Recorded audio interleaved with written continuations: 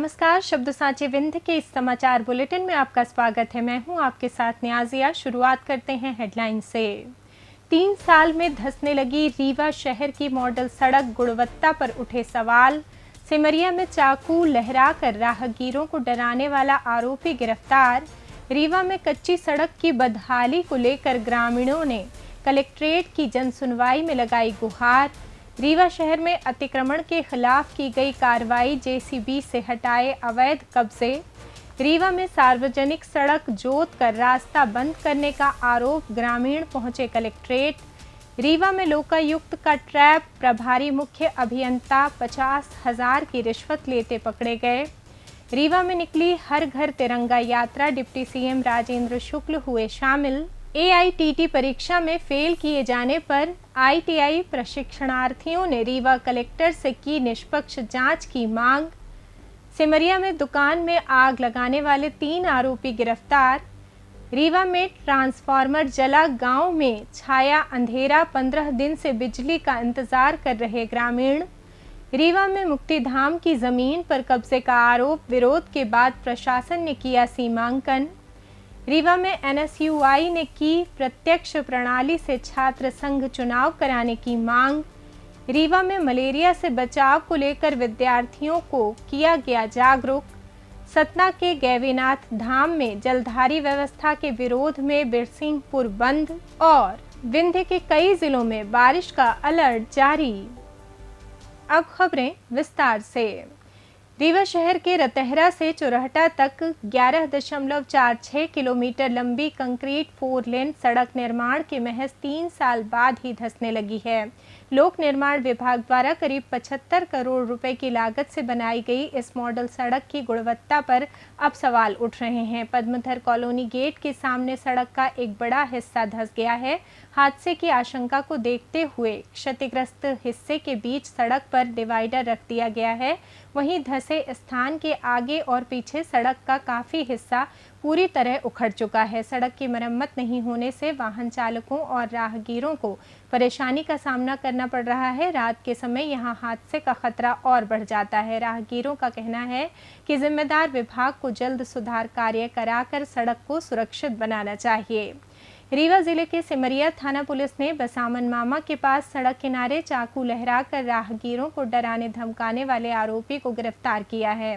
Police के अनुसार मुखबिर से सूचना मिली थी कि एक युवक स्विफ्ट कार के साथ खड़ा होकर धारदार चाकू लहरा रहा है, जिससे राहगीरों में भय का माहौल था। सूचना पर प्रभारी आरक्षक आशीष विश्वकर्मा पुलिस टीम और 2 स्वतंत्र गवाहों के साथ मौके पर पहुंचे। पुलिस को देखकर आरोपी भागने लगा, लेकिन घेराबंदी कर उसे पकड़ लिया गया। आरोपी की पहचान शिवम सिंह बघेल निवासी बुसौल थाना सिमरिया के रूप में हुई है। तलाशी में उसकी जेब से काले कवर में रखा धारदार चाकू बरामद हुआ, जिसे पुलिस ने जब्त कर लिया। आरोपी के खिलाफ आर्म्स एक्ट के तहत मामला दर्ज कर न्यायालय में पेश किया गया। पुलिस के मुताबिक आरोपी के खिलाफ पहले से 15 अपराध दर्ज हैं। कार्रवाई में चाकू और करीब 5 लाख रुपए कीमत की स्विफ्ट कार जब्त की गई है।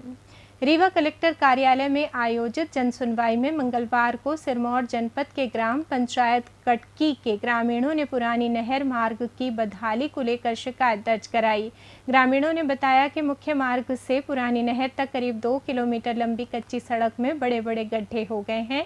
बारिश के कारण सड़क की हालत इतनी खराब हो गई है कि करीब 250 से 300 परिवारों का आवागमन प्रभावित है। ग्रामीणों के अनुसार बच्चों को स्कूल जाने और मरीजों को अस्पताल पहुंचने में भारी परेशानी हो रही है। उन्होंने बताया कि सड़क और पेयजल समस्या को लेकर पूर्व में भी शिकायत की जा चुकी है, लेकिन अब तक समाधान नहीं हुआ। ग्रामीणों ने कलेक्टर से सड़क की मरम्मत कराकर शीघ्र आवागमन बहाल कराने की मांग की। हमारे रोड की बहुत ज़्यादा समस्या है। कैसी समस्या है? रोड में बड़े बड़े गड्ढे हैं। जो मुख्य मार्ग नदी से पुराना मार्ग नहर तक बना हुआ 2 किलोमीटर का, उसमें इतने बड़े बड़े गड्ढे हैं कि उसमें चलना बिल्कुल असंभव है। लोग बच्चे के नाम कटवा कटवा के घर में बच्चे बैठा लिए हैं और वहाँ गाड़ी जाने की समस्या है और 2-2 किलोमीटर हम लोग ले जाते पहुँचाने के लिए। कितने परिवार निकलते उस रोड? और वो पूरी जितनी चमड़ौरी है कम से कम 100-200 है, वो पूरी निकलती वहाँ से। और जो डिस्ट अभी लाए हैं तो जाके बबलौरी वाली रोड में डाल दिए हैं। अब लोग गरीब आदमी इकट्ठे चौक चौक का जा रहे हैं। तो आप लोग ने सरपंच से नहीं बोला है? सरपंच से बोलते हैं, सरपंच कुछ सुनाई ही नहीं पड़ रहा है। 2-2 बार हम लोग कलेक्ट्रेट में दे रहे हैं तो वो भी अर्जी कोई को नहीं हो रहा है। तो आप लोग सरकार से क्या करें? हम लोग निवेदन यही चाहते हैं कि हमारे जो रोड है तो रोड को सही सलामत उसको डामर किया जाए। रीवा शहर के ढेकहा तिराहे से बनकुइयां मार्ग पर मंगलवार को अवैध अतिक्रमण के खिलाफ राजस्व और नगर निगम अमले ने जेसीबी से कार्रवाई की। यातायात व्यवस्था को सुगम बनाने के लिए मार्ग की चौड़ाई 24 मीटर निर्धारित की गई थी, जिसके दायरे में कई लोगों के मकान और रोजगार प्रभावित हो रहे थे। मामले को लेकर लोगों की आपत्तियों के बीच डिप्टी सीएम की मध्यस्थता से 20 मीटर तक के हिस्से से अवैध कब्जे हटाने पर सहमति बनी। इसके बाद प्रशासन ने कार्रवाई शुरू की।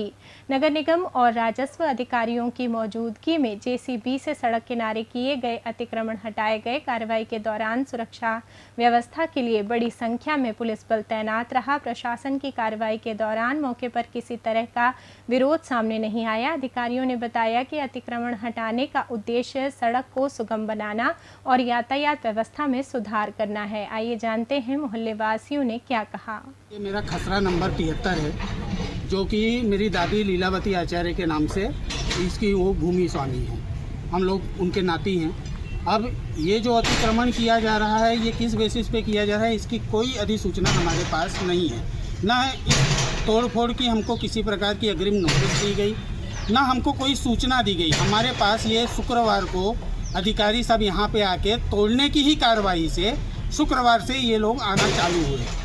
आने के बाद हम लोगों ने उनसे ये डिमांड की कि आप हमको उसकी नोटिस मुहैया कराएं, पर इनकी तरफ से किसी प्रकार की नोटिस हमको दी नहीं गई। बोले नहीं, आपने सरकारी ज़मीन पे कब्जा करके रखा है, हम अपनी ज़मीन ले रहे हैं। हमने कहा आप हमारी भूमि का सीमांकन करवा दीजिए। सीमांकन के बाद आपका जितनी भी ज़मीन निकले हम देने को तैयार हैं। हमको आपकी ज़मीन पे कब्जा नहीं करना, पर हमारा जितना रकबा है उस रकबे में हमारा सीमांकन कर दीजिए। पर वो सीमांकन के लिए भी तैयार नहीं हुए। वो बोले हमने रोड नाप दी है, रोड के ऊपर जितनी ज़मीन आपकी दुकानें फंस रही हैं वो सब सरकारी है। उसका न तो किसी प्रकार का मानदेय हमको दिया गया, ना मुआवजा दिया गया है। ये मेरा कंस्ट्रक्शन 40 साल पुराना है, पर बात कंस्ट्रक्शन की नहीं है, मेरी पुरानी थी। पर इसके एवज में आप हमको नोटिस प्रदान करते, जिसके लिए मैं कल स्वयं खुद चल के कार्यालय में तहसीलदार साहब को प्रॉपर नोटिस दिया। उनसे मेरी मुलाकात भी हुई। उन्होंने मेरे को साफ एक ही शब्द में बोला कि आपको किसी भी प्रकार की, आप सिर्फ अतिक्रमण और सरकारी ज़मीन पे आप बसे हुए हैं, आपका कोई भी सीमांकन होगा 3 महीने बाद। मैंने उनसे यही कहा कि आग अभी लग रही है सर, आप 3 महीने बाद बुझाने की बात कर रहे हो। मैंने उनको आवेदन दिया, कलेक्टर कार्यालय में आवेदन दिया और नगर निगम में भी आवेदन। नगर निगम वाले महापौर साहब बोले कि ये सब चीज़ राजेंद्र शुक्ला जी से आप बात करिए। अब हम कहाँ सीएम साहब से मिलने जाए। ये मेरा रीवा कलेक्टर कार्यालय में आयोजित जन सुनवाई में मंगलवार को ग्राम मनकहरी के कुशहा टोला के ग्रामीणों ने सार्वजनिक मार्ग को ट्रैक्टर से जोतकर नष्ट करने और अतिक्रमण किए जाने की शिकायत की। ग्रामीणों ने आवेदन में बताया कि करीब 200 लोगों की आबादी पिछले 30 वर्षों से मार्ग का उपयोग करती आ रही है। आरोप है कि गांव के कुछ दबंगों ने ट्रैक्टर चलाकर सड़क को जोत दिया, जिससे आवागमन बाधित हो गया है। ग्रामीणों के अनुसार बच्चों के स्कूल जाने, मरीजों को अस्पताल पहुंचने तथा महिलाओं, बुजुर्गों और किसानों के आवागमन में परेशानी हो रही है। उन्होंने कलेक्टर से संबंधित भूमि की तत्काल जांच और सीमांकन कराने, अतिक्रमण हटाने, सड़क को पूर्ववत बहाल करने तथा जिम्मेदार लोगों के खिलाफ नियमानुसार कार्रवाई की मांग की। ग्रामीणों ने बताया कि मार्ग उनके लिए मुख्य सार्वजनिक आवागमन का साधन है। 28 साल से जमीन का अत्यजन हो चुका है, उसको लोग बाग जोत लेते हैं। शासन की मुरुम भी पड़ी है, तब भी जोत लेते हैं। कौन जोत लेता है? ये वहाँ के पंडित लोग 3-4 लोग हैं, तो वो लोग जो एक तीरथ प्रसाद मिश्रा जी हैं और एक वो छोटू कहते हैं उनको। तो कितने परिवारों का निकलना है उस रोड से? उस लोग से कम 200 परिवार हैं साहब। 200 परिवार। कोल सब आदिवासी हैं, 2-3 ब्राह्मण भी हैं। नहीं, पट्टे की जमीन नहीं है, तो आप लोग को निकलने क्यों नहीं? शासकीय जमीन है, वो नहीं निकलने, सरहंगा ही बस नहीं निकलने देते। हम लोग निकल जाएंगे, लेकिन कानून को अपने हाथ में नहीं लेना चाहते। जब कहिए तब निकल जाएं, जब कहिए तब रोड बनवा लें। ये पैसा लाए हैं, अब पैसा कलेक्टर साहब 35,000 रुपये हैं, ये चंदा करके लाए हैं। सब लोग चंदा दिए हैं। भला बताइए, मेरे घर में 1947 से मेरे गाँव में आज तक रोड नहीं है। और कहते कि देश स्वतंत्र है, हम तो नहीं मानते कि देश स्वतंत्र है।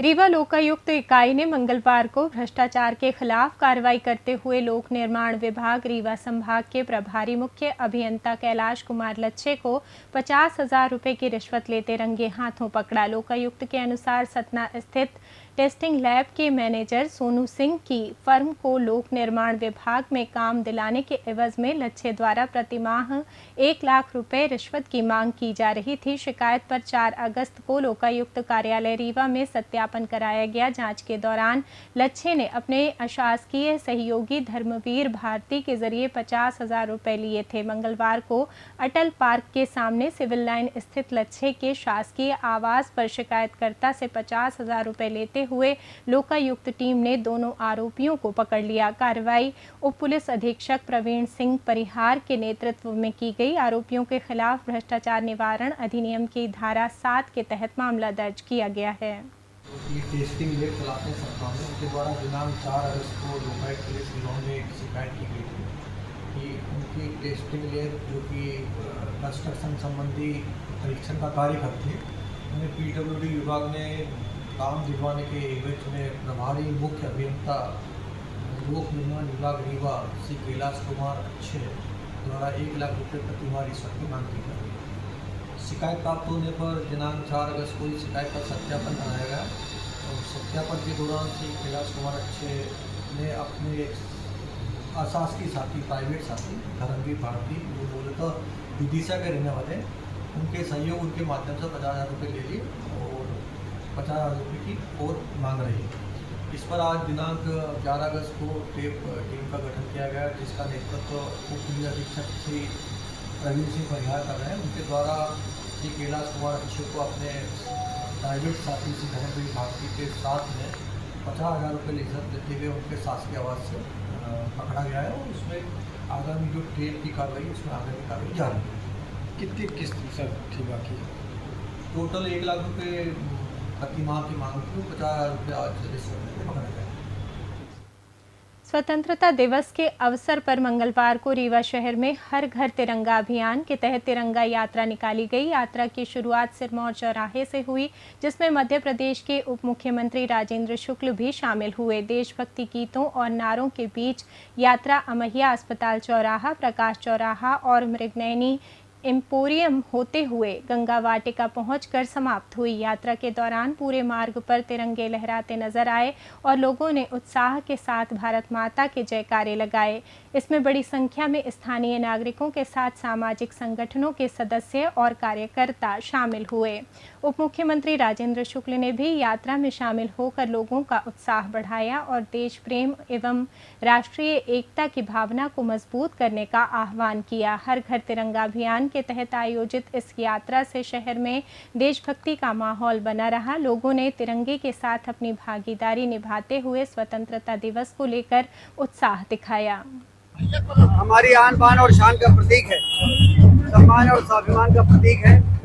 स्वतंत्रता दिवस 15 अगस्त को मनाने के पूर्व ही 10 तारीख से पूरे देश के हर सड़क हर गली में तिरंगा फहराकर हम देश के प्रति अपने समर्पण का भाव प्रदर्शित करते हैं। आने वाली पीढ़ी में भी इस तिरंगा के महत्व और उनके सम्मान के प्रति उनकी आस्था और बढ़े और वो कल बड़े स्थानों पर पहुंचकर देश की अस्मिता और देश की ताकत बने। इन सब बिंदुओं को ध्यान में रखते हुए देशवासियों में देश प्रेम की भावना को मजबूत करने के लिए इस तिरंगा यात्रा को निकालने का काम न सिर्फ रीवा में बल्कि पूरे प्रदेश और देश में बड़े उत्साह के साथ मनाया जा रहा है।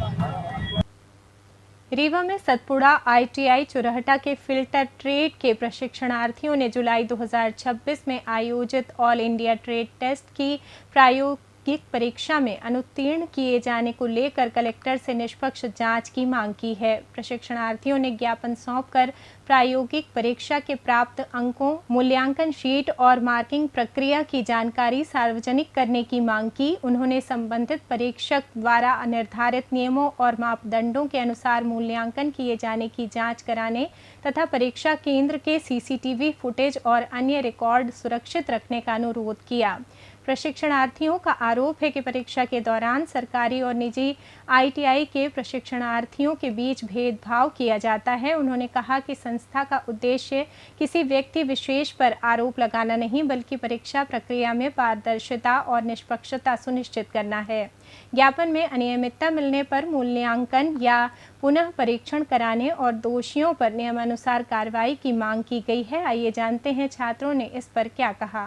सर, हमारा प्रैक्टिकल जो हुआ था सर शासकीय ITI में हुआ था सर, नीम चौराहा बोधाबाद में। सर वहाँ हमारे प्रैक्टिकल में जो था तो फेल कर दिया गया सर। प्रैक्टिकल थ्योरी और सब में बच्चे पास हैं, पर उनको प्रैक्टिकल में फेल कर दिया गया है सर। पता नहीं सर, वहाँ के टीचर्स बता सकते हैं इसके बारे में। कितने बच्चे ऐसे हुए सर ऐसे में 56 बच्चे टोटल हैं, जिसमें 25 बच्चों को पास किया गया, पर उनको पास इसलिए किया गया कि 150 पासिंग मार्क्स थी, पर उनको इतना ही दिया गया 153, 154, 170। पूरा प्रूफ है सर। हम लोग प्रैक्टिकल है, हम लोग सुबह 9 बजे गए थे, हमें वहाँ से रात को 9 बजे छोड़ा गया था सर। उस दिन बारिश भी हो रही थी। उसी दिन वाइवा भी हुआ होगा। वाइवा नहीं लिए सर, केवल प्रैक्टिकल में फेल कर दी। जी सर। थ्योरी में अच्छे नंबर हैं? जी सर, थ्योरी में सबके अच्छे नंबर, सब कोई पास है। GS में भी अच्छे नंबर। किस ईयर के स्टूडेंट हो तुम? Sir first year. तो सेकंड ईयर वालों के साथ भी ऐसा हुआ कि सिर्फ फर्स्ट ईयर? सेकंड ईयर वालों के साथ भी ऐसा हुआ। सिमरिया पुलिस ने मारपीट, अड़ीबाजी और दुकान में आग लगाने के मामले में 3 आरोपियों को गिरफ्तार कर न्यायालय में पेश किया है। पुलिस के अनुसार 26 अप्रैल को फरियादी ने रिपोर्ट दर्ज कराई थी कि संदीप अग्निहोत्री व उसके साथियों ने दुकान में पहुंचकर गाली गलौज की, शराब पीने के लिए पैसे मांगे और पैसे नहीं देने पर मारपीट कर जान से मारने की धमकी देते हुए दुकान में आग लगा दी। मामले में थाना सिमरिया में BNS की विभिन्न धाराओं के तहत प्रकरण दर्ज किया गया था। जांच के दौरान CCTV फुटेज के आधार पर आरोपियों की पहचान की गई। लगातार फरार चल रहे आरोपियों को मुखबिर की सूचना पर पकड़ा गया। पूछताछ में आरोपियों ने अपराध स्वीकार किया। गिरफ्तार आरोपियों में दीपू उर्फ संदीप अग्निहोत्री, आर्यन उर्फ हिमांशु त्रिपाठी और शिवा अग्निहोत्री निवासी हटवा सिमरिया शामिल हैं। पुलिस के मुताबिक आरोपियों पर पूर्व से भी आपराधिक मामले दर्ज हैं। रीवा कलेक्टर कार्यालय में आयोजित जन सुनवाई में मंगलवार को ग्राम खिरामा के ग्रामीणों ने खराब विद्युत ट्रांसफार्मर बदलवाने की मांग को लेकर आवेदन दिया। ग्रामीणों ने बताया कि गांव में लगा ट्रांसफार्मर 28 जुलाई को जल गया था, जिसकी सूचना विद्युत वितरण केंद्र गोविंदगढ़ को दी गई, लेकिन 11 अगस्त तक नया ट्रांसफार्मर नहीं लगाया गया। ग्रामीणों के अनुसार ट्रांसफार्मर से करीब 70 घरेलू और 12 पंप कनेक्शन जुड़े हैं। बिजली बंद होने से गांव में रात के समय अंधेरा रहता है, जिससे जहरीले जीव जंतुओं का खतरा बना रहता है। वहीं पेयजल व्यवस्था प्रभावित होने के साथ बच्चों की पढ़ाई भी बाधित हो रही है। ग्रामीणों ने बताया कि कनेक्शन धारियों द्वारा बिजली बिलों का नियमित भुगतान किया जा रहा है। उन्होंने कलेक्टर से जल्द नया ट्रांसफार्मर लगवाकर विद्युत आपूर्ति बहाल कराने की मांग की। कहाँ से आए आप लोग? सीतामढ़ी। समस्या क्या है? ट्रांसफार्मर जल गया है। आज 20 दिनों से विभाग में गए, ट्रांसफार्मर नहीं लग रहा है। तो इसीलिए कलेक्टर साहब के यहाँ एप्लीकेशन लगाने आए हैं। 20 दिन से कोई कार्रवाई नहीं हुई? कुछ कार्रवाई नहीं हुई। अंधेरे में परेशान है। करीब 100 कनेक्शन धारी। जी। कितने परिवार हैं जिसमें उस ट्रांसफार्मर से बिजली जाती है? 100 कनेक्शन और 20 पंप थे। जी। तो आप सरकार अधिकारी से क्या चाहते हैं? हम चाहते हैं कि कनेक्शन मतलब ट्रांसफार्मर लागे, लाइट मिले सबको। जिसका बिल बाकी है तो जो नहीं जमा कर रहे हैं तो विभाग उसके ऊपर कार्रवाई करे। और बिजली विभाग में शिकायत की थी आपने? जी। तो वहाँ क्या बोले? 2 तारीख को की थी। जी। बोल रहे हैं कि बिल जमा कराओ जो बाकी है, तो हम अपना जमा कराएं कि उनका जमा कराएं? उनका विभाग जमा कराए और जो कानून से वो कार्रवाई करे विभाग अपनी। रीवा शहर के वार्ड क्रमांक 8 में मुक्तिधाम के लिए आरक्षित जमीन पर कथित अवैध कब्जे को लेकर मंगलवार को स्थानीय लोगों ने पंचम पैलेस के पास विरोध प्रदर्शन किया। शिकायत मिलने पर तहसीलदार और नगर निगम के अधिकारी मौके पर पहुंचे और जमीन का सीमांकन कराया। माप के दौरान मुक्तिधाम की जमीन के बड़े हिस्से पर कब्जा पाए जाने की बात सामने आई। स्थानीय निवासियों का कहना है कि यहां पिछले 8 पीढ़ियों से मुक्तिधाम संचालित है और राजस्व अभिलेखों में भी जमीन मरघट के रूप में दर्ज थी। आरोप है कि वर्ष 2021 में अभिलेखों से जमीन का विलोपन कर किसी अन्य व्यक्ति के नाम नामांतरण कर दिया गया। विरोध और हंगामे के बाद प्रशासन ने मामले को गंभीरता से लेते हुए जांच और कार्रवाई शुरू कर दी है। अधिकारियों के अनुसार सीमांकन के आधार पर कब्जे की स्थिति स्पष्ट की जाएगी और अनाधिकृत कब्जा पाए जाने पर संबंधित लोगों के खिलाफ नियमानुसार कानूनी कार्रवाई की जाएगी। आइए जानते हैं वार्ड पार्षद ने इस कब्जे पर क्या कहा। जमीन का मामला जब ये मुक्तिधाम का था, मुक्तिधाम का ये पिछले बार से भी 2-3 बार कैंसिल किया गया सिर्फ भूमि स्वामियों द्वारा कि ये मेरी ज़मीन है, जबकि ये ज़मीन आज से 150-200 वर्ष पहले यहाँ पर जो है तो हमारे पूर्वज लोग सारे मोहल्ले के 8 वार्ड 9 वार्ड लोगों ने यहाँ दाह संस्कार करते थे। अभी इसमें सभी वार्ड आते हैं। अब तो खैर वर्तमान 6, 7, 8, 9, 10 ये सारे वार्ड आ रहे हैं और सारे वार्ड के लोग यहीं पे मुक्तिधाम पे ही आके दाह संस्कार करते हैं। एक इकलौता मुक्तिधाम ये बचा हुआ है, जिसके लिए हमने परिषद में इसको रखा और उसमें पास हुआ। ये 26 लाख का टेंडर हुआ है। अब इसका एक बाउंड्री वाल, पेवर ब्लॉक और एक सेट ये निर्माण कार्य अभी कराया जाएगा। तो हमने नगर निगम में जब ये पार्षद हुए तो हमने इसमें कार्रवाई करी है और उस कार्रवाई के दौरान ये सैंक्शन हुआ है। और ये उन्हीं लोग की तरफ फेवर में ये चूँकि अब देखिए ऐसा कि जमींदार जो हैं इसके ज़मीन के आसपास लगे सब वही आए। जब इसके पहले प्रभाकर जी पटवारी थे तो उन्होंने पटिया यहाँ पे गड़वाया था। उस समय 2023 की बात है, 23 में। तो उस हिसाब से हमने काम शुरू करना चाहा, लेकिन यहाँ के जो जमींदार लोग हैं उन्होंने काम करने से अवरोध लगाया कि पहले सीमांकन कराया जाए। अब इस सीमांकन का राज संभवतः पूर्ण हो रहा है और कल से यहाँ काम लगेगा। अब इसके बाद भी अगर किसी प्रकार से कोई रोका टोकी करता है तो आगे आंदोलन होगा और नौबत जहाँ तक भी जो भी स्थिति होगी वो सब किया जाएगा। रीवा में एनएसयूआई ने मध्य प्रदेश सरकार से छात्र संघ चुनाव प्रत्यक्ष प्रणाली से कराने की मांग करते हुए कलेक्टर को ज्ञापन सौंपा। संगठन का कहना है कि सितंबर के प्रथम सप्ताह में प्रस्तावित छात्र संघ चुनाव में विद्यार्थियों को अध्यक्ष, उपाध्यक्ष, सचिव सहित अन्य पदाधिकारियों का सीधे मतदान के माध्यम से चुनाव करने का अधिकार मिलना चाहिए।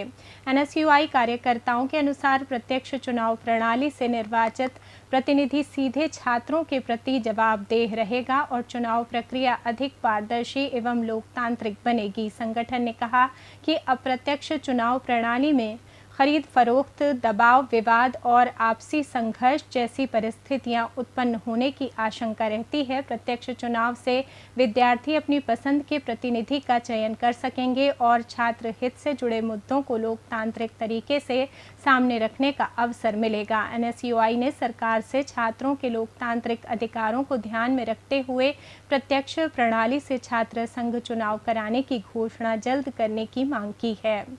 रीवा शहर की सेंट्रल एकेडमी स्कूल में विद्यार्थियों को मलेरिया एवं मच्छर जनित अन्य रोगों से बचाव के प्रति जागरूक करने के लिए स्वास्थ्य जागरूकता कार्यक्रम आयोजित किया गया। कार्यक्रम में जिला मलेरिया विभाग की district vector borne disease control consultant Shadab Khan और वेक्टर बोर्न डिजीज सुपरवाइजर शिखा द्विवेदी ने विद्यार्थियों को मलेरिया के कारण संक्रमण, लक्षण, बचाव और नियंत्रण के उपायों की जानकारी दी। विशेषज्ञों ने घर और आसपास पानी जमा न होने देने, कूलर, टंकियों, गमलों व पुराने टायरों में जमा पानी की नियमित सफाई करने की सलाह दी।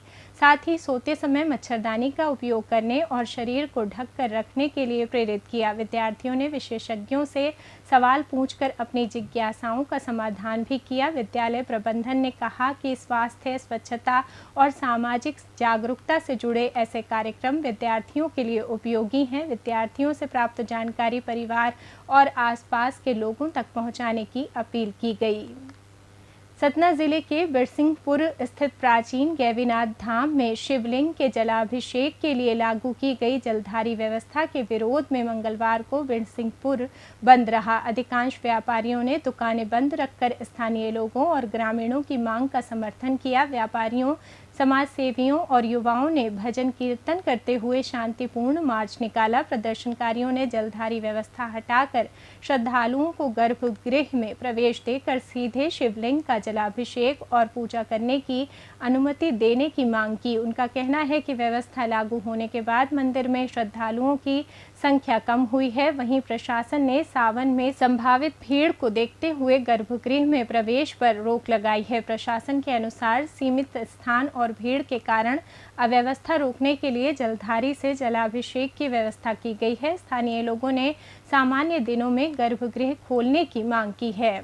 बात करें मौसम की तो मध्य प्रदेश में मानसून ने एक बार फिर रौद्र रूप दिखाया है। पिछले 2 दिनों से सक्रिय मौसम तंत्र के कारण प्रदेश के कई जिलों में भारी बारिश हुई। राजधानी भोपाल में 24 घंटे में करीब 7 इंच पानी गिरने से निचले इलाकों और कॉलोनियों में जलभराव हो गया। कई सड़कें और रास्ते पानी में डूब गए। भोपाल, सीहोर, शाजापुर, विदिशा, मंडला और राजगढ़ में बारिश का सबसे ज्यादा असर रहा। हालात को देखते हुए भोपाल और आगरमालवा में स्कूलों में अवकाश घोषित किया गया है।